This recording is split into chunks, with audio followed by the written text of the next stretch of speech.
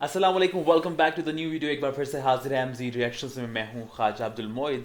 और मैं हूँ जाहिद खान। बिल्कुल जनाब, आज एक नए रिएक्शन के साथ इसलिए मौजूद हैं क्योंकि काफ़ी फ्रेश कंटेंट हमारी मार्केट में आ चुका है और बड़ा ही मज़ेदार कंटेंट जो कि मैंने देखा तो सोचा कि आप तक क्यों ना पहुंचाया जाए। और काफ़ी हमारी ब्रेक भी आके बीच में काफ़ी वीडियोस आप तक पहुंच नहीं पाई, लेकिन जनाब फिर से सिलसिला जारी है और अब आप अपने हमारा साथ देना है।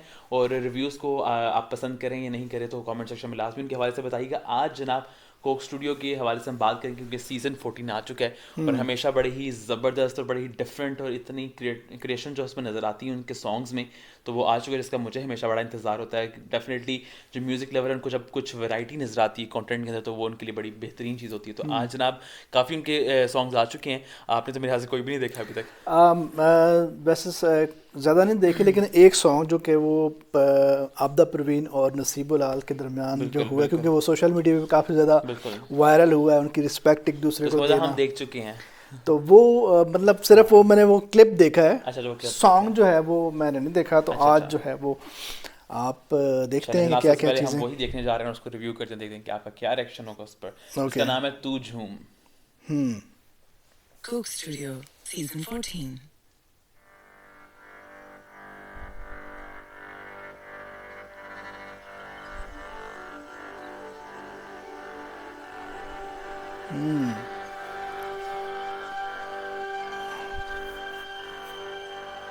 नाइस। सिनेमाटोग्राफी इज दफा।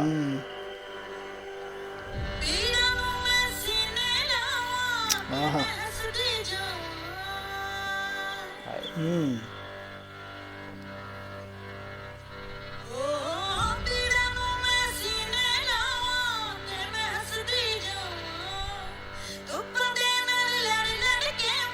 आवाज़ यार इस बंदी की।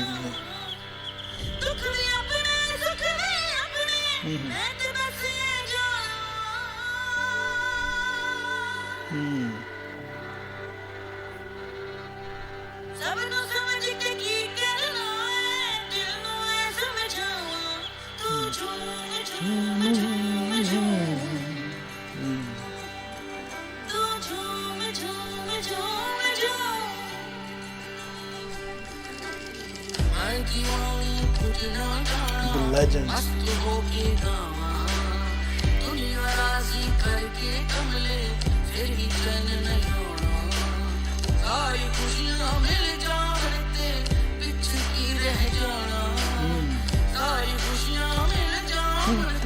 पीछे की रह जाना तेरे बस में कुछ भी नहीं है, दिल में समझावा तू झूम झूम झूम झूम ओ तू झूम झूम तू झूम झूम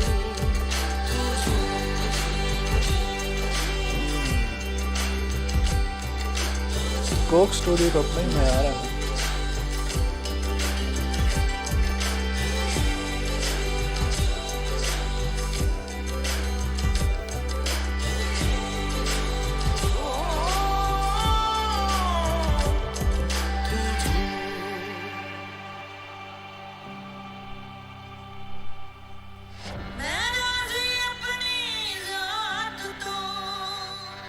हाँ।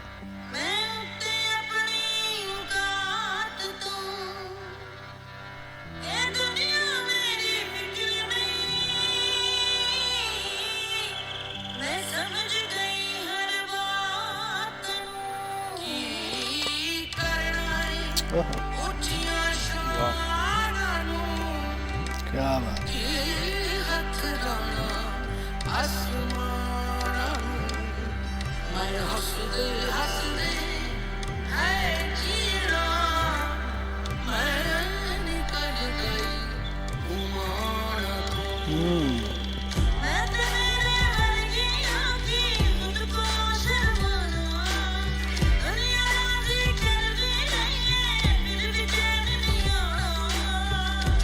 तेरा लग जाएगा करके कोई बहाना, तेरे बस में कुछ भी नहीं है, क्या बात। दिल में समझ तवक्कल।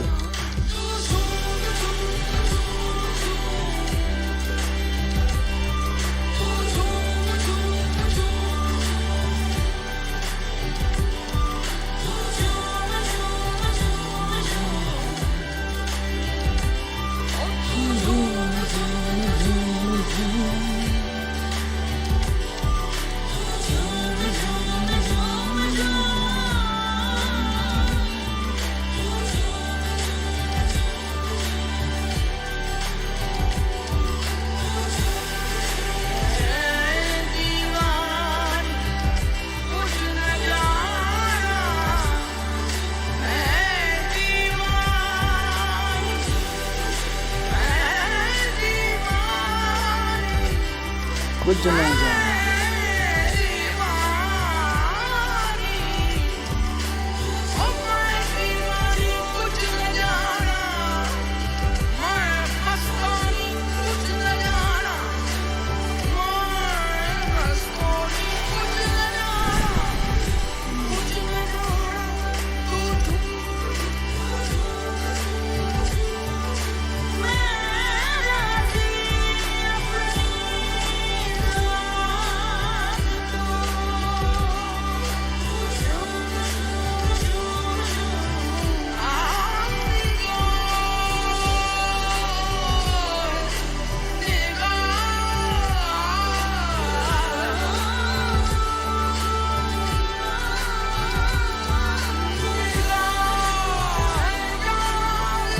क्या बात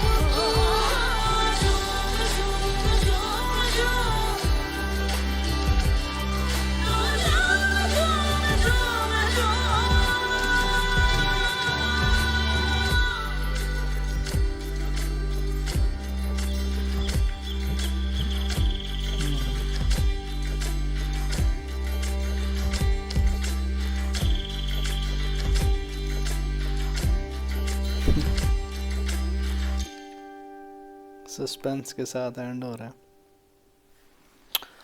वाह क्या भाई वाह, बात है जबरदस्त। जनाब, एक मजा आ गया। बेहतरीन कह लें कंटेंट है और बस जिसको सुन के वाकई तारीफ करने के लिए भी कुछ आपको लफ्ज ढूंढने पड़ेंगे, क्या बिल्कुल। कहेंगे? सबसे पहले तो मैं ये कहना चाहूँगा कि अगर हम देखें नसीबुल आल के टैलेंट को तो पिछले अगर हम नज़र दौड़ाएं पीछे अपने फिल्म इंडस्ट्री की तरफ तो इनको बहुत नेगेटिवली जो है वो बिल्कुल प्रमोट किया गया है।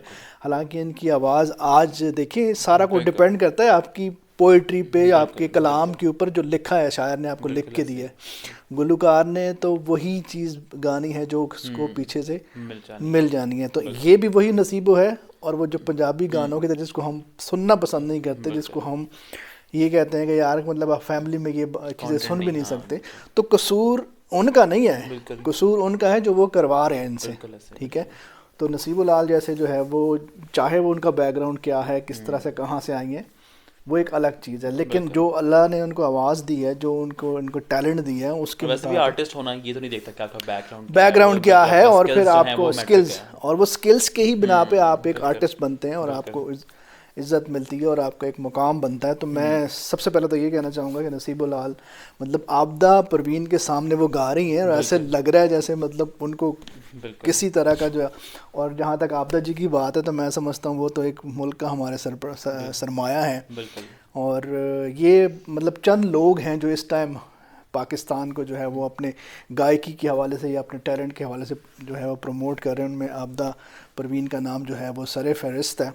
और फिर मैं कोक स्टूडियो की तरफ अगर जाऊं तो उनका हर सीज़न जो है वो बड़ा ज़बरदस्त होता है, और बल्कि पहले सीज़न से दूसरा, फिर तीसरा, चौथा, और हर सीज़न में जो है वो उनको बेहतरी आ रही है। और स्पेशली फिर आज उन्होंने वो बाकायदा, बल्कि मैं इसका एक व्लॉग देख रहा था कल, व्लॉग में ये पूरा कोक स्टूडियो का जो गाना तैयार हुआ है, अभी मैं बिहाइंड द सीन्स थे, अभी मैंने ये देखा है, लेकिन उसके बिहाइंड द सीन्स कुछ इस तरह से थे कि उन्होंने पूरा किस तरह से उसको फिल्माया है, कैसे जो है वो उसको कोरियोग्राफ किया गया है। फिर पूरा आबदा परवीन के पास जाके उन्होंने कैसे बात की, फिर आबदा परवीन ने नसीबुल आल के बारे में क्या कहा, मतलब जैसे वो अल्फाज उन्होंने बोले कि मतलब वो एक सरमाया है, इसको मतलब यूटिलाइज करें, उन्होंने ये अल्फाज बोले हुए हैं नसीबों के बारे में। तो ये एक आर्टिस्ट ही दूसरे आर्टिस्ट के बारे में इस तरह की चीज़ें बोल सकता है।